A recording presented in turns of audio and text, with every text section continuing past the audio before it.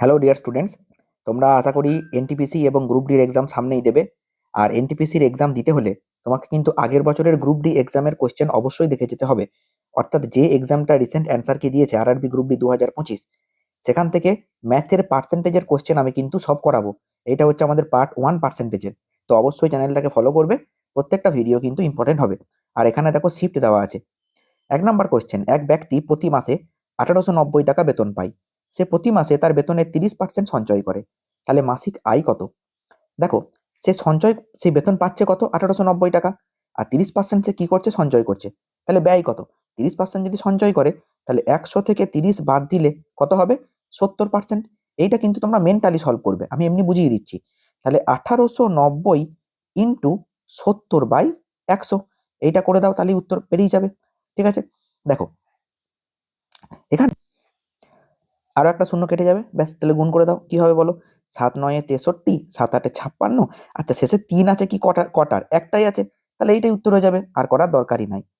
বুঝতে পেরেছো? ব্যাস, এরকম করে কিন্তু উত্তর আমরা করব, যেমন পরীক্ষায় সলভ করতে হবে সেরকমই আমি তোমাদেরকে সলভ করে দেখাবো। সমস্ত এক্সামের জন্য কিন্তু খুব ইম্পর্টেন্ট। এক ব্যক্তি তার আয়ের 20% সঞ্চয় করে। যদি তার ব্যয় 320 টাকা হয়, তবে তার আয় কত?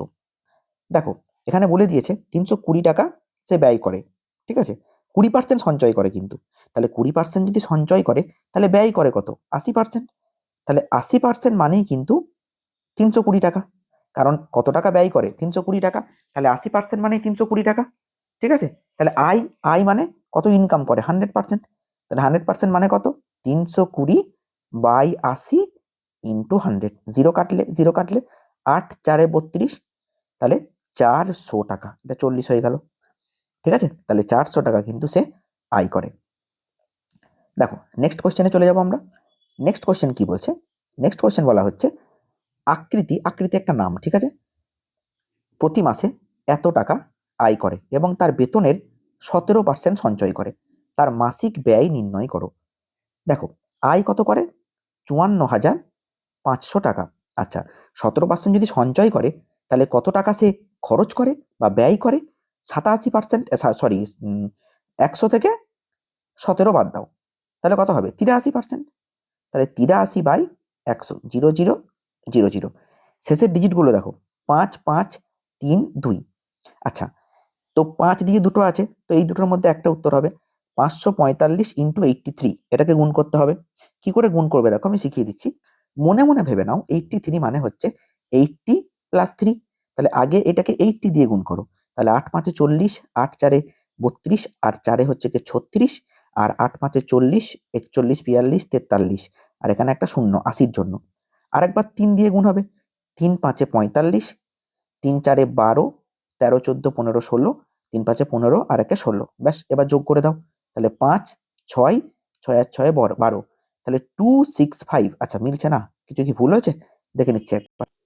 হ্যাঁ, ভুল করেছি 3 দিয়ে গুণটা করতে গিয়ে। দেখো, 3 দিয়ে যখন মাল্টিপ্লাই করছো, 3 5 15, 3 4 12, আর 1 13, আর 3 5 15, আর 1 16, এইটা। তাহলে 5 3 6 আর 6 12। ঠিক আছে, একের সঙ্গে 3 4 আর 1 5, এইটা 45,235 হয়ে যাবে কিন্তু উত্তর। ওকে, আশা করি ক্লিয়ার। এবার আমি চলে যাব নেক্সট কোশ্চেনে। প্রত্যেকটা ভিডিও ছোট ছোট পার্টে নিয়ে আসবো, যাতে তোমাদের কোনো বোরিং ফিল না হয়। এক ব্যক্তি তার আয়ের 60% সঞ্চয় করে, তাহলে ব্যয় করে কত? 40%। যদি তার ব্যয় 440 হয়, তাহলে আয় কত? কিছুই না, 440/40 ইন্টু 100। এতক্ষণ আশা করি তোমাদের এইগুলো ক্লিয়ার হয়ে গেছে। তাহলে 4 11 44, তাহলে 110 ইন্টু 10 মানে 1100। তাহলে 1100 উত্তর, এই যে অপশন সি। ঠিক আছে, এবার আমরা চলে যাব নেক্সট কোয়েশ্চেনে। দেখো কি বলছে। কোন সংখ্যার 1/2 80%, ধরি সংখ্যাটা এক্স, এক্স এর 1/2, এর আবার 80% মানে 8/10, এর আবার 50% মানে আবার অর্ধেক, অর্থাৎ হাফ। যদি 442 হয়, তবে সংখ্যাটি কত? দেখো, কেটে যাবে। 2 2 4, 4 2 8। ঠিক আছে, আবার কাটবে। 2 2 4, 2 2 4, 2 1 2। তাহলে এক্স ইকুয়ালস টু কত হবে? 2 2 1 0, 2210। ঠিক আছে, এইটা হয়ে যাবে হ্যাঁ সংখ্যাটা। বলো ক্লিয়ার? আশা করি তোমাদের কাছে ক্লিয়ার হয়েছে। এবার আমি চলে যাই নেক্সট কোশ্চেনে। 1/30 হলো 1/100 কত শতাংশ? তাহলে যাকে বের করতে বলবে সেটা উপরে রাখবো। কার শতাংশ? 1/100। তাহলে 1/100 কে নিচে লিখবো। তাহলে 1/30 ইন্টু 100/1, 0 0 কেটে দিলাম, তাহলে 3 3 9, 1 10, তাই না? দশমিক দেবো, তাহলে আচ্ছা কত শতাংশ যেহেতু বলেছে, তাহলে পার্সেন্টেজের জন্য কিন্তু একটা 100 গুণ হবে, সেই 100টা আমি গুণ করতে ভুলে গেছি, ঠিক আছে? তাহলে উপরে কত হবে? 1000 আর নিচে হবে 3, ঠিক আছে? আচ্ছা দেখো, 3 3 9 1 10, 3 3 9 1 10, 3 3 9 1 10, 333.33 চলতেই থাকবে। তাহলে কোনটা হবে বলো তো? এইটা হয়ে যাবে উত্তর। আশা করি ক্লিয়ার। আচ্ছা এবার আমি চলে যাব নেক্সট কোয়েশ্চেনে। কি বলছে? রশ্মি একটা নাম 6,800 টাকায় 34টি মোবাইল স্ট্যান্ড কিনেছে। এখন 13,600 টাকায় সে কতগুলি মোবাইল স্ট্যান্ড কিনতে পারবে? দেখো, তাহলে একটা মোবাইল স্ট্যান্ডের দাম কত? 6,800 বাই 34, 34 2 68, এইটা একটা মোবাইল স্ট্যান্ডের দাম। তাহলে 13,600 টাকা তার কাছে আছে, তাহলে কটা মোবাইল স্ট্যান্ড কিনবে? 13,600 বাই 200, 0 0 0 0, ঠিক আছে? 2 6 12, 1 13, 2 8 16, তাহলে 68টা মোবাইল স্ট্যান্ড কিন্তু সে কিনতে পারবে। তাহলে উত্তর কোনটা হবে? উত্তর হয়ে যাবে এইটা। বলো ক্লিয়ার? আশা করি ক্লিয়ার। ওকে। শিবম তার আয়ের 50% ব্যয় করে, ঠিক আছে? যদি সে 42,000 সঞ্চয় করে তাহলে আয় কত? তাহলে এই যে 42,000 টাকা, এইটা তো তাহলে বাকি 50%, 0 0 কেটে দিলে, ঠিক আছে? সঞ্চয় এবার তাহলে আয় মানে কি? 100%। মনে রাখবে ইনকাম সবসময় 100% ধরতে হবে, ঠিক আছে তো? তাহলে 5 8 40, 5 4 20, তাহলে কত হলো? 8400, মানে 8,400 টাকা। তাহলে দেখে নাও, ভুল করলাম, একটা জিরো হবে কোথাও এক্সট্রা, কোথায় কোথায়? আচ্ছা 5 8 40, ওকে, 2 5 4 20, হ্যাঁ এখানে একটা জিরো হবে, সরি সরি। তাহলে এইটা হবে উত্তর, এই যে। বলো ক্লিয়ার? ওকে, এবার আমরা চলে যাই নেক্সট কোশ্চেনে। হ্যাঁ, কোনো সংখ্যার হাফের 50%, সংখ্যাটা এক্স, হাফ 50% মানে আবার হাফ, 40% যদি 900 হয়, এর আবার 40%, 40% মানে 4/10, এইটা ইকুয়াল টু 900। তাহলে 2 2 4, 4 কাটলো, তাহলে এক্স ইকুয়ালস টু কত হবে? 9,000, তাই না? জিরোটা ওইদিকে গিয়ে গুণ হয়ে যাবে, তাহলে উত্তর হয়ে গেল দেখো 9,000। নেক্সট কোশ্চেন, বলছে কেশব তার আয়ের 70% ব্যয় করে। বেশ, তাহলে 30% সঞ্চয় করে। যদি 18,000 সঞ্চয় করে তবে তার আয় কত? বেশ ভালো কথা। তাহলে 18,000 যদি সঞ্চয় করে, তাহলে 18/30, ওইটাই 30%, ইন্টু আয় মানে হচ্ছে 100, শিখিয়ে দিয়েছি। 0 0 কাটলো, তাহলে 3 6 18, হ্যাঁ 600, তাহলে কত হবে বলো তো? 60,000। 60,000 হয়ে যাবে কিন্তু উত্তর। বুঝতে পেরেছো? তার মানে আমি এখানে কি করলাম বুঝলে তো? 30% মানে হচ্ছে 18,000, তাহলে 1% মানে কত? 18,000/30 ইন্টু 100% করে দিলাম। তারপরের প্রশ্ন দেখো, এক ব্যক্তি তার আয়ের 50% সঞ্চয় করে, 360 টাকা যদি তার ব্যয় হয়, তাহলে আয় কত? তার মানে বাকি 50%, তার মানেই হচ্ছে গিয়ে 360, তাহলে 100% মানে কত?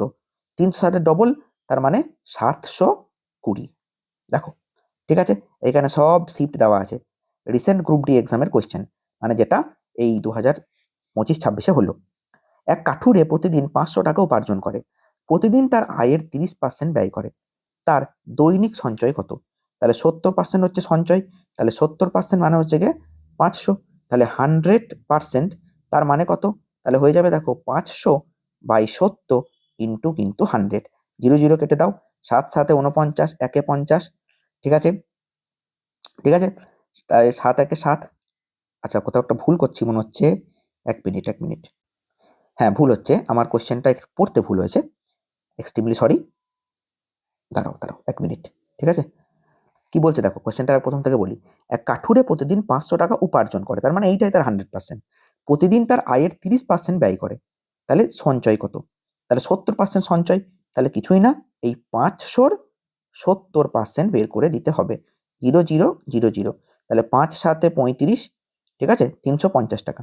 তাহলে সে প্রতিদিন 350 টাকা কিন্তু সঞ্চয় করে। একদম ইজি কোয়েশ্চেন, ঠিক আছে, কোনো এখানে কমপ্লেক্সিটি নেই।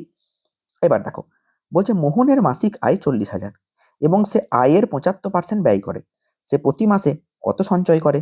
75% যদি ব্যয় করে তাহলে 25% সঞ্চয় করে। আর মনে রাখবে 25% মানে কিন্তু 1/4, তুমি এটা ডাইরেক্ট 1/4 করে দাও, তাহলে 4 1 4, ঠিক আছে, 3টে শূন্য, ওকে, তাহলে কত হবে উত্তর? 10,000 টাকা। দেখো, তারপরে আমরা ইজি টু হার্ট যাব। কোনো সংখ্যা 3 দিয়ে গুণ করে তার সাথে 8 যোগ করলে 29 হয়, সংখ্যাটি কত? ধরি সংখ্যাটা এক্স, 3 দিয়ে গুণ করে দিলাম 3x, ঠিক আছে, তার সঙ্গে 8 যোগ করব, সংখ্যাটা হয়ে যাবে 29। তাহলে 3x ইকুয়ালস টু 29 মাইনাস 8, তার মানে কত হবে বলো তো? 21। তাহলে x ইকুয়ালস টু 21/3 সমান 7। ঠিক আছে, তাহলে x হবে 7, সংখ্যাটা হয়ে গেল কিন্তু 7। ঠিক আছে, তারপরে দেখো বলছে এক ব্যক্তি প্রতি মাসে 7,700 টাকা বেতন পায়। সে প্রতি মাসে তার বেতনের 25% সঞ্চয় করে। তার মাসিক ব্যয় কত? তাহলে 7,700 টাকার মধ্যে সে 25% সঞ্চয় করে, তাহলে ব্যয় করে কত পার্সেন্ট? 75%। আর 75% মানে 3/4। তাহলে 4 একে 4, 5 6 7, তাই না? 4 9 36, একে 37, 4 2 8 9 10, 4 5 20। তাহলে 1925 ইন্টু 3। ঠিক আছে, 3 19 কত? 54। ঠিক আছে, আর 3 25 কত? 75। তাহলে 5475। এক মিনিট, कुछ तो गड़बड़ हो रहा है। ও হ্যাঁ হ্যাঁ, এটা হবে 5475। না ঠিকই আছে, এখানে অ্যান্সার ভুল আছে। ঠিক আছে, এখানে ও না না না না, ঠিক আছে ঠিক আছে ঠিক আছে ঠিক আছে, ও 57, সরি। ঠিক আছে, 19 3 57। ঠিক আছে, এটা অ্যান্সার। ওকে, এক্সট্রিমলি সরি ভাই। তারপরে কোনো সংখ্যা দ্বিগুণ করে তার সাথে 7 যোগ করলে 29 হয়, সংখ্যাটি কত? দ্বিগুণ করছো মানে সংখ্যাটাকে আমি ধরলাম x, তাহলে 2x হয়ে গেল, তার সঙ্গে 7 যোগ করো, হয়ে গেল 29। তাহলে x ইকুয়ালস টু 29 মাইনাস 7 মানে তুমি পেয়ে যাবে 22, তাই না? তাহলে 22/2 অর্থাৎ 11। দেখো ক্লিয়ার আশা করি। তারপরে দেখো এক ব্যক্তি তার আয়ের 10% সঞ্চয় করে। যদি তার ব্যয় 360 হয় তাহলে আয় কত? দেখো আয়ের 10% সে সঞ্চয় করছে, তার মানে খরচ করছে কত? 90%। তাহলে আমি বলতে পারি 360 মানেই 90। তাহলে 100 মানে কত? তাহলে 360/90 গণিত 100, 0 0 কাটো, তাহলে 9 4 36 40, তাহলে 400 টাকা। ঠিক আছে, তাহলে উত্তর হয়ে যাবে কিন্তু 400 টাকা। এভাবে কিন্তু তোমাকে অঙ্কগুলো ফাস্ট সলভ করতে হবে, কারণ পরীক্ষায় টাইম খুব কম থাকে। 1/20 হলো 10-এর 60-এর কত শতাংশ? তাহলে ওপরে লিখবে 1/20।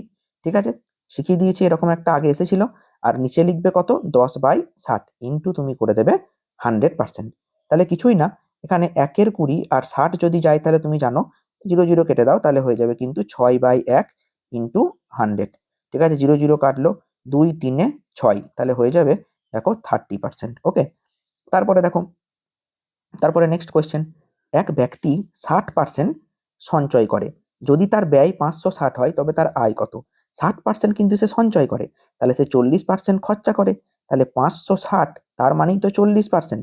তাহলে 100% মানে কত? 0 0 কেটে দাও, তাহলে 4 একে 4, 4 4 16 0, তাহলে 1 4 0 0। এইটা হয়ে যাবে কিন্তু উত্তর। দেখো এইভাবে কিন্তু একই টাইপের কোশ্চেন পরপর যেগুলো এসেছিল আমি সব কিন্তু নিয়ে চলে এসেছি। কোনো বস্তুর মূল্য প্রথমে 20% বৃদ্ধি পায়, পরে 25% কমে যায়, শেষ পর্যন্ত মূল্যের নেট বৃদ্ধি কত? দেখো তাহলে +20, এটা একটা ফর্মুলা আছে, বুঝলে? ফর্মুলাটা শিখে নাও, a plus B plus A B by 100। এইটা হচ্ছে মোট শতকরা বৃদ্ধি বা হ্রাস। এবার এখানে বলেছে প্রথমে বৃদ্ধি পায়, তাহলে +20, তারপরে কমে, তাহলে -25। ঠিক আছে, তারপরে প্লাসে মাইনাসে মাইনাস, হ্যাঁ, 20 ইন্টু 25, ঠিক আছে, বাই 100। তাহলে 20 5 100 আর 5 5 25, তাহলে 20 আর 25, 20 থেকে 25 বাদ দিলে কত হবে? -5। আর এইদিকে কিন্তু হবে -5, তাহলে 5 আর 5 হয়ে যাবে -10%। তার মানে 10% কিন্তু হ্রাস পাবে। ঠিক আছে, তো আমাদের এই ভিডিওটা ছিল এতটাই। যদি ভিডিওটা ভালো লাগে লাইক কমেন্ট শেয়ার করবে। দেখা হচ্ছে পরের ভিডিওতে। আমরা কিন্তু সমস্ত শিফটের কোশ্চেন রেলওয়ে গ্রুপ ডিতে যা যা এসেছিল সমস্তটা করাবো। আর এগুলো কিন্তু স্টেটের পরীক্ষার জন্য খুবই important, as well as central exam. তো চলো দেখা হচ্ছে পরের ভিডিওতে।